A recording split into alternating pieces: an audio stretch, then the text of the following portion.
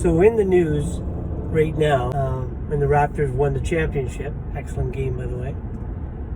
The Raptors president tried to get on the floor to congratulate his team, and he was pushed twice by a sheriff. In the news, they say this is a sign of racial profiling. Actions like that are evidence that we still see people as separate races. We still separate them into different groups because of the color of their skin. The sheriff was raised to believe that people with that skin color are from this group and believe this thing. He acted towards his own belief systems. That's the wrong here. And yes, it's what we call racial profiling, but we got to go deeper than that. We've got to be able to say that why are people with a different skin color segregated to a different race? We're one race, the human race. You know, there's different ethnic groups. That still has nothing to do with the color of your skin. What's your ethnicity?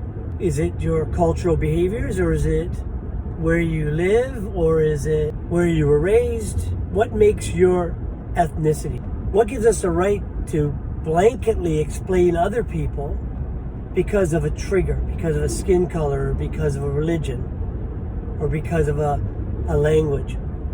We understand, I'm Muslim, I'm Christian, got it, understand that. You can say, okay, you're Muslim, but are all Muslims the same? Do all Muslims believe and act the same way? If I'm a Muslim, should I be lumped in with the Taliban or with a terrorist group?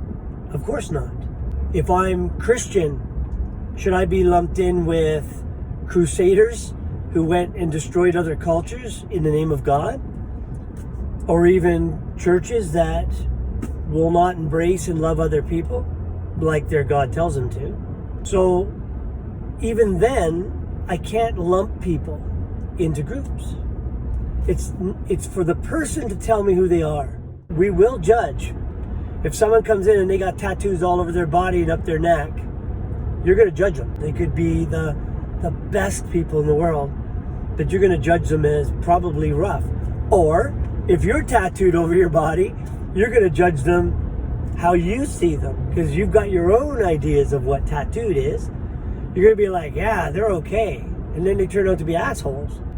You judge them. And then you go quickly, oh, maybe I got it wrong. Maybe they're not what I think they are. You really surprised me. I thought you'd be much different. Really? What made you think I'd be much different? Since this is the first time we met, how did you have any expectations of who I am?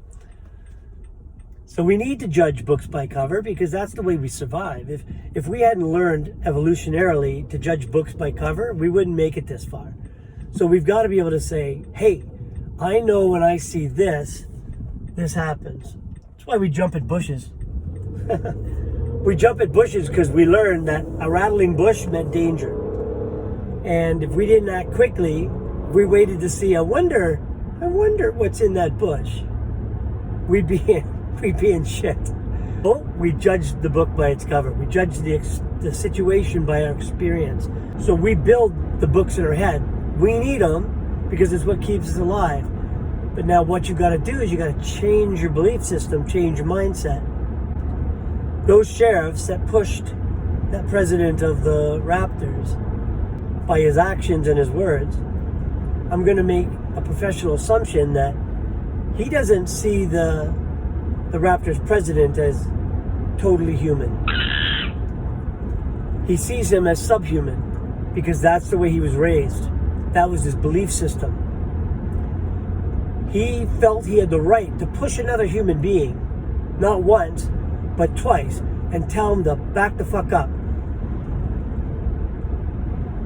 Just think about that. Next time you're at work, someone walks up to you and shoves you and says, back the fuck up, when you try to get into a meeting room. It doesn't happen. So for you to do that in a public place, at a game, to see someone coming up to you, make a mental decision on who that person is, and then shove them, you've got a pretty preset opinion. The funniest part about this for me is that we're shocked. That sheriff pushed that man? like it's never happened before. Like this is a new thing. Like this is the first time we've run into somebody of authority that's racist. So what do? Do we lynch the sheriff? No. We find a way to reprogram the sheriff, to hopefully show him that, you know what? Maybe your preconceived condition towards people of a certain skin color is wrong. And you're not going to do that by yelling at him or hating him. You're going to do that by understanding where he came from. Understanding that he was raised that way, to think that way, and supported by, I'm sure, a lot of other people he worked with. He did this in front of a colleague. His colleague did not say, "What are you doing, man?" The other sheriff is just as guilty. He represents a department. They've got to check themselves before they wreck themselves. And how do they collectively think about people of a certain skin color? And have they made preconceived ideas reality?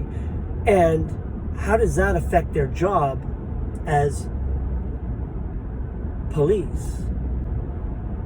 I was in Chicago South Side a long time ago. I was at a party, and at the party, the officers were telling a story. The story was how they used their authority to abuse these people and thought it was funny. I said something, and they dismissed me as Canadian. And I quickly felt like I needed to leave the party. But it made me realize just how acceptable it was in their circle to think that way. And that's when it really is a tragedy, when it goes beyond the individual, but the individual is supported by the group mentality. And once you get a group of people thinking it's okay to think a certain way, it creates a powerful force. Like a gang, they end up having more power and control because they have more support. What happens when the gang has a badge? You cannot judge all police officers by the actions of few, but you do need to look at the symptoms and say, if there's a fever, there must be something else wrong in the body. My son had a conversation with me, and he said there's a constitution in the States that says slavery is abolished unless they're a criminal, and then you're allowed to enslave them to work for you. And he saw that as a loophole. As long as you could put the black people in jail, or at least make them a criminal for whatever reason, then they could be a slave again. So all you had to do was make every black person a criminal. And then now you have legal slavery. At first I went, what the fuck are you talking about? And the more I thought about it, the more I thought, I could see society doing that.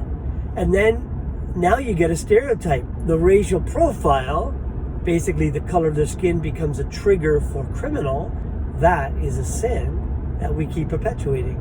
And why two sheriffs would push the president of the Raptors from getting onto the court to congratulate his team.